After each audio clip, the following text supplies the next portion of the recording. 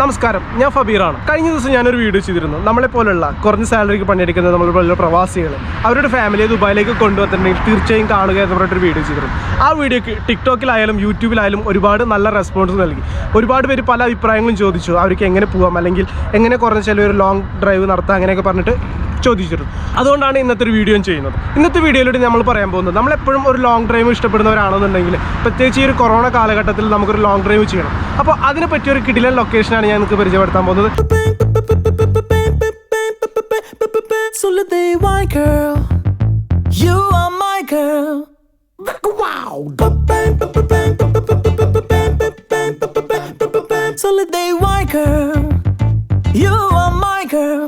സാധാരണ എപ്പോഴും ദുബായിൽ നിന്ന് ഒരു ലോങ് ഡ്രൈവ് നമ്മൾ പ്രതീക്ഷിക്കുമ്പോൾ നമ്മൾ ആദ്യം പോകുന്നത് ഖത്ത, ഫുജൈറ, റാസൽ ഖൈമ, അതുപോലെ അബുദാബിയാണ്. അബുദാബി ഭാഗത്തേക്ക് ഇപ്പോൾ നമ്മൾ അടുപ്പിക്കുന്നില്ല, അവിടെ ബോർഡർ ക്ലോസ് ചെയ്തുകൊണ്ട് നമുക്ക് കണ്ടു പോകാൻ പറ്റും. അപ്പോൾ ഇന്നത്തെ വ്ളോഗിലൂടെ ഞാൻ നിങ്ങൾക്ക് പറയാൻ പോകുന്നത് കോർഫുഖാനിലേക്ക് പോകുന്ന ഒരു ട്രിപ്പിനെ കുറിച്ചിട്ടാണ്. കോർഫുഖാനിലേക്ക് നമ്മളെല്ലാവരും പോകാറുണ്ട്. ഞാനും വന്നിറങ്ങിയത് കോർഫുഖാനിലേക്കാണ്. കോർഫുഖാനിലേക്ക് നമ്മളെപ്പോഴും പോകാറ് ഒരു രാവിലെ 10 മണിയൊക്കെ ആയതിനു ശേഷം, അല്ലെങ്കിൽ 11 മണിയൊക്കെ ആയതിനു ശേഷം കുളിച്ചൊരുങ്ങി, അല്ലെങ്കിൽ ഭക്ഷണം കഴിച്ചതിന് ശേഷം, ഉച്ചക്കത്തെ ഭക്ഷണം കഴിച്ചതിന് ശേഷമൊക്കെയാണ് നമ്മൾ കോർഫുഖാനിലേക്ക് പോകാറ്. അല്ലെങ്കിൽ ഒരു ഈവനിങ്. അപ്പോൾ പോകുമ്പോഴൊന്ന് പ്രശ്നം എന്ന് വെച്ച് കഴിഞ്ഞാൽ നല്ല ട്രാഫിക് ആയിരിക്കും. തിരിച്ചു വരുമ്പോഴൊക്കെ ഭയങ്കര ട്രാഫിക് ആയിരിക്കും. പക്ഷേ ഈ ഒരു കൊറോണ ആയതുകൊണ്ട് ആ റഷും കാര്യങ്ങളൊന്നും പോയി പെടാണ്ട് നമുക്ക് നല്ല രീതിയിൽ ഈ ഒരു യാത്ര ആസ്വദിച്ച് വരാൻ പറ്റിയ ഒരു കിടിലൻ ടിപ്സാണ് ഞാൻ നിങ്ങൾക്ക് പറഞ്ഞു തരാൻ പോകുന്നത്. നിങ്ങൾ ആദ്യം ചെയ്യേണ്ടതെന്ന് വെച്ച് കഴിഞ്ഞാൽ രാവിലെ സുബഹി നിസ്കാരത്തിന് ശേഷം യാത്ര പുറപ്പെടുക. അതായത് സുബഹൊക്കെ നിസ്കരിച്ചിട്ട്, ഇപ്പോൾ സൂര്യൻ ഉദിക്കുന്നത് ഏകദേശം 6:59 ആകുമ്പോഴാണ്. അപ്പോൾ നമ്മളൊരു 5:40 സുബഹി നിസ്കാരം കഴിഞ്ഞ് അതേ സമയത്ത് ഇറങ്ങാം. ഏകദേശം ഒരു 1.5 മണിക്കൂർ യാത്രയാണ് ദുബായിൽ നിന്ന് കോർഫുഖാൻ വഴി പോകുന്നത്. ഷാർജയിലെ നാഷണൽ പോയിന്റ് കഴിഞ്ഞാൽ പിന്നെ അങ്ങോട്ട് നമുക്കൊരു സിറ്റിംഗ് കാര്യങ്ങളൊന്നും കിട്ടില്ല. നേരെ കോർഫുഖാനിലേക്കാണ് എത്തുന്നത്. അതായത് വാദി ഷീസ് വഴി പോകുന്ന കാര്യമാണ് ഞാൻ പറയുന്നത്.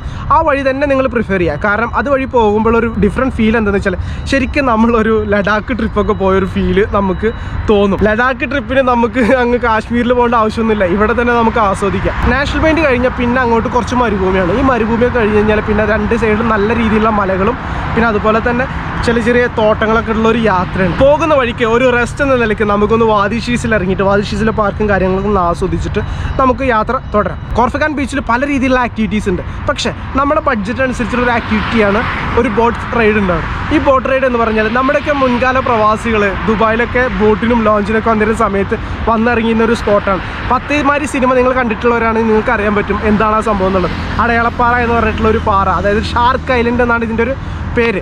നമ്മൾ എപ്പോഴും ആഗ്രഹിക്കുന്ന ഒരു കാര്യമാണ് ലക്ഷദ്വീപിലേക്കൊക്കെ ഒരു ടൂർ പോകണം എന്നുള്ളത്. ഒരു ലക്ഷദ്വീപിൻ്റെ ഒരു ചെറിയൊരു പ്രതിനിധി നൽകുന്ന ഒരു സ്പോട്ടാണ് ഷാർക്ക് ഐലൻഡ്. 20 ദിർഹംസ് എന്ന നിലയ്ക്ക് നമ്മൾ ടിക്കറ്റ് എടുത്തു കഴിഞ്ഞാൽ നമുക്ക് അടിപൊളിയായിട്ട് ഈ ഒരു ബോട്ട് സഫാരി നമുക്ക് ചെയ്യാൻ പറ്റും. ഈ ഒരു ബോട്ട് സഫാരിയിൽ 20 മിനിറ്റാണ് ദൈർഘ്യം വരുന്നത്. ഇൻ കേസ് നിങ്ങൾക്ക് ഈ ഒരു ഐലൻഡിൽ ഇറങ്ങിയിട്ട് കുളിച്ച് തിരിച്ചു വരണമെന്നുണ്ടെങ്കിൽ, അല്ലെങ്കിൽ അവിടെ കുറച്ച് 2-3 മണിക്കൂറൊക്കെ സ്പെൻഡ് ചെയ്തിട്ട് നിങ്ങൾക്ക് വരണമെന്നുണ്ടെങ്കിൽ 40 രൂപയാണ് ഇവർ ടിക്കറ്റിന് ഈടാക്കുന്നത്. അതായത് അങ്ങോട്ട് 20, തിരിച്ച് 20.